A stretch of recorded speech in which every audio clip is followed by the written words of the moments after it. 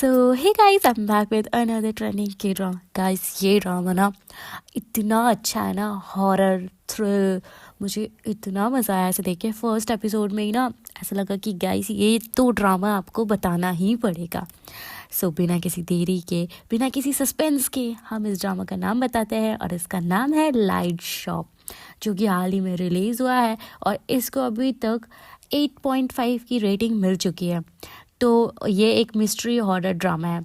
बिना किसी देरी के हम इसका फर्स्ट एपिसोड स्टार्ट करते हैं और एपिसोड फर्स्ट का नाम होता है स्ट्रेंजर्स। एपिसोड की स्टार्ट होती है एक लाइट शॉप से, जहाँ पे एक लड़की खड़ी होती है और वो अंदर लाइट शॉप के अंदर झांक रही होती है। तो जो लाइट शॉप के अंदर मालिक होता है वो उसको देखता है और उसके बाद वो लड़की एक वीरानी सी सुनसान सी गली में चली जाती है। यहाँ से सीन शिफ्ट होता है, हमें एक लड़का बताया जाता है जिसका नाम होता है यनमे, जो कि अपने काम से घर आ रहा होता है। उसका स्टेशन आ चुका था, वो फटाफट से उठता है और अपने स्टेशन के वहाँ पे रुकता है। वहीं बाहर पे हमें एक सस्पिशियस सी औरत दिखाई जाती है जो बाल आगे करके स्टेशन में खड़ी हुई होती है। तो जो यॉनमिन होता है ना, उसे इग्नोर करके चला जाता है और वो लड़की यॉनमिन को घूर घूर के देख रही होती है और उसने कोई बस भी नहीं ली होती है और उसके पास एक सूटकेस भी होता है। अब नेक्स्ट डे सेम वही होता है, फिर से यॉनमिन अपने ऑफिस से आता है। अब इस बार वो उस लड़की को नोटिस करता है, वो उसको देखता है और सोचता है मैं इससे कुछ पूछूं, पर बोलता है नहीं, रहने दो, और वहाँ से चला जाता है। और फिर भी उसके दिमाग में चल रहा होता है कि इतनी रात को ये लड़की यहाँ पे क्या कर रही होगी, क्या ये सेफ़ है। तो फिर भी वो इग्नोर करके वहाँ से चला जाता है और वो लड़की ना, अब मतलब वो टेबल में बैठी थी ना, तो ऐसे खट खट कर रही थी, मतलब जैसे किसी का इंतज़ार कर रही हो। और वो ये सब भी नोटिस करता है, पर फिर भी उसके पास नहीं जाता, वहाँ से चला जाता है और वो लड़की उसे पलट के देख रही होती है। और फिर से नेक्स्ट डे आता है जहाँ पे वो फिर से ऑफिस से आता है। वो फिर से उस लड़की को देखता है। इस बार उसके पास बहुत बड़ा सूटकेस भी था और उसने इस बार नोटिस किया था कि उसके पास सूटकेस है। अब वो उसके पास जाता है और उसको बोलता है गुड इवनिंग, आप यहाँ पे क्या कर रही हो? मैं सोच रहा था इतनी रात को लड़की का ऐसे यहाँ पे रुकना अच्छा नहीं है ना, क्योंकि सुनसान है और बस भी नहीं आ रही है, तो मतलब कुछ हो गया तो फिर वो बोलता है कि क्यों ना तुम अपने किसी दोस्त को बुला लो। तो वो कहती है कि मेरा ना फ़ोन खो गया है। तो वो उसको अपना फ़ोन निकालता है और बोलता है सॉरी मेरा फ़ोन भी टूटा हुआ, पर कोई नहीं, काम तो करेगा। ऐसा करो, अपना नंबर दे दो। तो वो लड़की उसे घूर के देख रही होती है। तो वो बोलता है नहीं नहीं, मैं वैसा नहीं जैसा आप सोच रही हो, आप खुद ही डायल कर लो अपने नंबर पे और फिर आपको आपका फ़ोन मिल जाएगा। तो वो कहती है कि तुम मुझे नहीं जानते क्या? तो बोलता है नहीं, मैं आपको नहीं जानता। तो फिर वो दोबारा बोलती है नहीं, तुम मुझे जानते हो। तो उसको बहुत इरिटेटिंग लगता है और वो उस लड़की को वहीं पर छोड़कर भाग जाता है और वो लड़की उसको पलट के देख रही होती है। अब नेक्स्ट डे जब वो ऑफिस से आता है तो वो देखता है बहुत तेज़ बारिश हो रही है और वो लड़की फिर से स्टॉप पे खड़ी हुई है। तो वो बोलता है कि तुम यहाँ पे क्या कर रही हो? तुम्हें पता है ना तेज़ बारिश हो रही है, ठंड हो रही है, मर जाओगी तुम यहाँ पे। तो वो कहती है क्या तुम मुझे जानते हो? तो कहता है हाँ हाँ, मैं जानता हूँ, कल भी मैं तुमसे मिला था, मेरी बात हुई थी। तो कहती है अच्छा, तुम मुझे जानते हो, चलो ठीक है, फिर मैं तुम्हारे साथ तुम्हारे घर चलती हूँ, यहाँ पे बहुत बारिश और मैं भीग चुकी हूँ। तो वो उसको ले जाने के लिए तैयार भी हो जाता है। अब वो उसके साथ घर जाने के लिए भी तैयार हो जाती है वो लड़की, और वो उसको लेकर भी जाता है अपने घर और उससे कुछ बातें कर रहा होता है, पर वो ज़्यादा कुछ नहीं बोलती। तो वो उसे अपना घर दिखाता है और उसके अंदर जाता है। ये लड़की भी अंदर जाती है और अपने आप ही दरवाज़ा बंद हो जाता है। वो बोलता है कि मैं तुम्हारे लिए टावल लेकर आता हूँ, उससे पहले मैं लाइट खोल देता, तो मना कर देती कि लाइट मत खोलो, ऐसे ही ठीक है। और उसके पास अपना सूटकेस भी होता है। वहीं दूसरी तरफ हमें एक हॉस्पिटल का सीन दिखाया जाता है जहाँ पे कुछ लड़कियाँ बातें कर रही होती है किसी डॉक्टर के बारे में, उन्हें उसके बारे में कुछ जानना होता है। तो वहीं पे ना एक और नर्स होती है जिसका नाम होता है योनजी।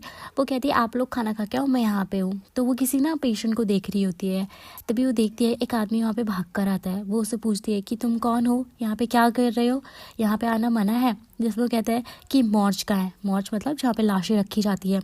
तभी वो लड़की देखती है कि नीचे जिस पे वो नज़र रख रही थी ना, उसकी धड़कनें तेज़ होगी, मतलब हार्ट बीट जा रही होती है। तो वो भाग कर जाती है, डॉक्टर्स को बुलाती है और बड़ी मुश्किल से उस आदमी को बचाती है, जिसमें वो बोलते हैं कि तुम्हारा ध्यान का था, अगर इसे कुछ हो जाता तो उसके बाद वो ना चेक करती है कि वो आदमी कहाँ था जिसने बोला था मॉर्च कहाँ है, और उसे वहाँ पे कोई भी नहीं दिखता। अब यहाँ से फिर से सीन शिफ्ट होता है और हमें एक आदमी दिखाया जाता है जो कि बहुत ठंडा था, तो वो ना बोल रहा था कि इतना ठंडा हो रहा है और बाहर कुत्ते भी भौंक रहे होते हैं, तो वो खिड़की के बाहर चिल्ला रहा होता है कि इन कुत्तों को मैं जान से मार डालूंगा, ये कुत्ते कितना भौंकते हैं। और वो ना वही बिल्डिंग थी जहाँ पे यनमिन भी था। और ये बात याद रखना, ठीक है, आगे काम आएगी। तो यहाँ से फिर सीन शिफ्ट होता है और हमें लाइट शॉप दिखाई जाती है, जहाँ पे जो लाइट शॉप का ओनर होता है उसका नाम होता है जोंग वॉन। और वो अपने मतलब लाइट से बहुत प्यार करता था, बल्ब वगैरह साफ़ कर रहा होता है। तभी वहाँ पे एक आदमी आता है जो उससे लाइट्स बल्ब मांगता है, तो वो उसको बल्ब देता है और वो वहाँ से चला जाता है। और हम देखते हैं इसने ना रात को भी चश्मे लगा रखे थे, ठीक है। फिर वहाँ पे एक और आदमी आता है जो कि सब चीज़ देख रहा होता है बहुत ध्यान से, और वो भी उसको देखता है पर कुछ भी नहीं बोलता है, मतलब जैसे वो वहाँ पे है ही नहीं ऐसा करता है। और वो आदमी उसको देखता है और फिर वहाँ से निकल जाता है। दूसरी तरफ हमें एक स्कूल दिखाया जाता है जहाँ पे लड़कियों की छुट्टी हो रही होती है और वहाँ बाहर एक लड़की घूम रही होती है और अंदर से एक लड़की होती है जिसका नाम होता है योनजो। वो उसको देख के हाय कह रही होती है, पर वो लड़की उसको नोट मतलब कोई भी वेव वगैरह नहीं देती, मतलब हाय वगैरह नहीं करती है। यहीं क्लास के अंदर उसकी फ्रेंड्स बोलती है कि तुम बाहर किसको देख रही हो, बाहर तो कोई भी नहीं है, बाहर तो कितना स्केरी लग रहा है, इतना अंधेरा हो रहा है। जिसमें उसकी फ्रेंड्स बोलती है तुम्हें पता है, तुमने वो हॉरर स्टोरी सुनी है कि हमारे स्कूल के बाहर एक लड़की घूमती है पर उसे कोई भी नहीं देख पाता है। और तुम्हें पता है हर क्लास में एक खाली सीट रखी गई है जो कि उसी लड़की की है, वो किसी भी क्लास में किसी भी जगह बैठ सकती है। उसके बाद जब छुट्टी होती है तो बारिश हो रही होती है, तो वो ये फिर से जाते हैं और वहाँ पे बताते हैं ये जो सामने गली है ना, ये इतनी अंधेरी है, मैंने सुना है यहाँ पे एक औरत घूमती है कि किसी को दिखाई नहीं देती है पर उसके गुनगुनाने की आवाज़ आती है। और बहुत लोगों ने उसे देखा भी है जो कि दोबारा कभी नहीं मिले, जिसमें जो उसकी बाकी फ्रेंड्स होती है वो डर जाती है और यूंजो भी डर जाती है क्योंकि उसे उसी गली से जाना था। अब उसकी दोस्त वहाँ से निकल जाती है तो वो उसी गली से जा रही होती है अपना हाथ में फ्लैश लाइट लेके, और उसे पीछे ना आवाज़ें आ रही होती है। वो पलट के देखती है तो कोई भी नहीं दिखता। तो वहीं हमें वो लाइट शॉप दिखाई जाती है जहाँ पे जो वो आदमी होता है ना, उसकी शॉप में एक औरत आती है अजीब सी, पूरी भीगी हुई होती है और वो बल्ब पे हाथ लगा रही होती है, जिसमें वो चिल्ला के बोलता है तुम यहाँ से निकल जाओ, तुम्हारे यहाँ कोई काम नहीं है और तुम इस लाइट्स को नहीं छू सकती। जिसमें वो औरत गुस्सा होकर वहाँ से निकल जाती है। अब कुछ देर बाद वहाँ पे योंजो आती है जो कि बोलती है कि मुझे मेरी मॉम को ना एक बल्ब चाहिए। तो फिर वो बोलता है आओ बैठो, तुम्हारी मॉम को तो हमेशा कुछ ना कुछ चाहिए होता है। और वो उसकी मॉम का शायद फ्रेंड था, तो वो उसको कैंडी भी देता है, तो वो कैंडी खाती है और उसके बाद उसके रैपर का एक मतलब प्यारा सा बो बना के वहाँ पे रख देती है। तो फिर वो बोलती है कि तुम अभी भी ये बच्चों वाला नेकलेस पहनती हो, तो बोलती है हाँ क्योंकि मेरे फादर ने ये दिया था और अब वो है नहीं तो उनकी निशानी ने मैंने ये रखी हुई है। फिर उसके बाद वो उसको कहती है कि इतनी यहाँ पे ना इतनी लाइट्स है और आप ये चश्मा लगा के क्यों रखते हो। तो वो कहते हैं कि लाइट्स इतनी ज़्यादा है ना इसीलिए मैं ये काला चश्मा लगा के रखता हूँ, और ये काला चश्मा मुझे प्रोटेक्ट भी करता है कि मैं लोगों को ना देख सकूं और उनको पता ना चले कि मैं उन्हें देख रहा हूँ। तो वो बोलती है लोगों को, कौन लोग, तो वो कहते हैं स्ट्रेंजर्स। तो कैसे स्ट्रेंजर्स, तो वो बोलते हैं कि इस शॉप में बहुत सारे लोग आते हैं, कुछ इंसान होते हैं और कुछ स्ट्रेंजर्स होते हैं। तो वो कहते हैं आपको कैसे पता चलता है, तो वो बताता है और हमें दिखाया भी जाता है ना पिछले सीन्स जहाँ पे कुछ लोग आते हैं जिसमें जो उसकी बेल होती है ना दरवाजे की वो बजती है, तो तब उसे पता चलता है कि वो नॉर्मल इंसान है। बट कुछ लोग आते हैं जो कि बहुत सस्पिशियस होते हैं और वो ऐसे प्रिटेंड करता है कि उसे देख नहीं सकता, और वो लोग घोस्ट होते हैं।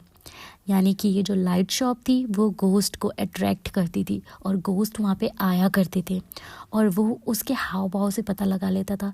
जैसे एक आदमी आया था उसके मुंह पे पूरी बर्फ़ थी, दूसरा आया था उसके कानों में से पानी गिर रहा था, रेत गिर रही थी और वो इधर उधर देख रहा था, और वो आदमी और कोई नहीं, वो आदमी जो हॉस्पिटल में गया था ना यॉन-जी नर्स के पास, वो था वो आदमी। मतलब वो इंसान नहीं था, वो घोस्ट था और यॉन-जी भी घोस्ट को देख सकती थी।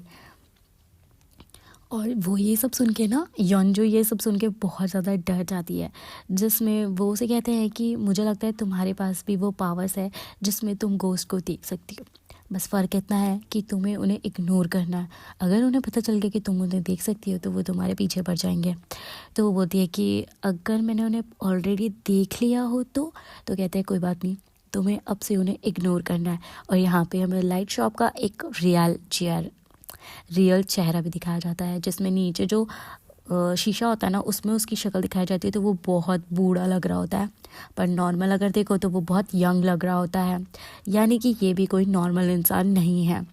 उसके बाद वो कहती है कि चलो मैं जाती हूँ, तो वो बोलता है सॉरी मैंने तुम्हें डरा दिया, तो कहती है कोई बात नहीं, और वो वहाँ से निकल जाती है। जिसमें वो जो शॉप का ओनर होता है योंग वॉन, वो जो उसने रैपर से वो बनाया होता है ना, वो उसको कलेक्ट कर रहा होता है इतने सालों से, और वो उसे कलेक्ट करके रख देता है। दूसरी तरफ हमें यॉन मिन दिखाया जाता है, जिसने उस लड़की को अपने घर में इनवाइट कर दिया था बिना कुछ सोचे समझे। वो पूरी भीगी हुई थी, तो वो कहता है मैं टावल लेकर आता हूँ, वो उसे टावल देता है। वो अपने आप को पोंछती है पर वो सूख ही नहीं रही थी, तो उसको जब टावल वापस देती है ना, तो भाई उसको ना उसका हाथ देख के वो इतना ज़्यादा डर जाता है। वो बाथरूम में जाता है, टावल रखता है और याद करता है कि मैंने उसके हाथ में क्या देखा। उसके जो नाखून थे वो आगे की साइड थे, जहाँ पे फिंगरप्रिंट्स होते हैं वहाँ पे नाखून थे, और उसे याद आता है कि इसी से शायद वो उस चेयर में कट कर रही थी। अब वो उसकी इतनी ज़्यादा फट जाती है, वो लड़की वहाँ से जो उसके पास सूटकेस होता है ना, उसे नीचे गिराती है, उसे खोलती है, और वो उसे देख के कांपने लग जाता है। वो उसमें से एक कैंची निकाल देती है। दूसरी तरफ जो लाइट शॉप का ओनर होता है, हमें वो दिखाया जाता है उसके असली रूप में, जिसमें वो बहुत ज़्यादा बूढ़ा लग रहा होता है। और जो योंजो होती है वो अपने घर पहुंचती है, और योंजो भी उसी बिल्डिंग में रहती थी जहाँ पे योन मिन रहता था। वो वहाँ से अपने रूम की तरफ यानी कि अपने अपार्टमेंट की तरफ जा रही होती है, तो उसे वहाँ पे वो लड़की दिखती है जो कि योन मिन के साथ थी, और वो भी कोई नॉर्मल लड़की नहीं थी, वो भी एक घोस्ट थी। वो वहाँ से सूटकेस निकाल के जा रही होती है, तो हम देखते हैं कि योंजो उसे नोटिस करती है, और वो लड़की भी योंजो को नोटिस करती है कि योंजो ने उसे देख लिया है। वो फटाफट से अपने रूम के अंदर चली जाती है, और हम देखते हैं उसके सूटकेस में से खून आ रहा था, यानी कि शायद उसने योनमिन को मार डाला था, और अब वो योंजो के पीछे पड़ने वाली थी। वो योंजो को पलट के देखती है, और यहाँ पे हमारा ये एपिसोड ख़त्म हो जाता है। सो गाइस, ये ना सीरीज़ मुझे बहुत ज़्यादा इंटरेस्टिंग लग रही है। मैं जल्दी से इसके आगे के एपिसोड भी लेकर आऊँगी। आई होप आपको पसंद आई होगी, तो लाइक शेयर एंड सब्सक्राइब करना ना भूले। मैं मिलती हूँ नेक्स्ट वीडियो के साथ।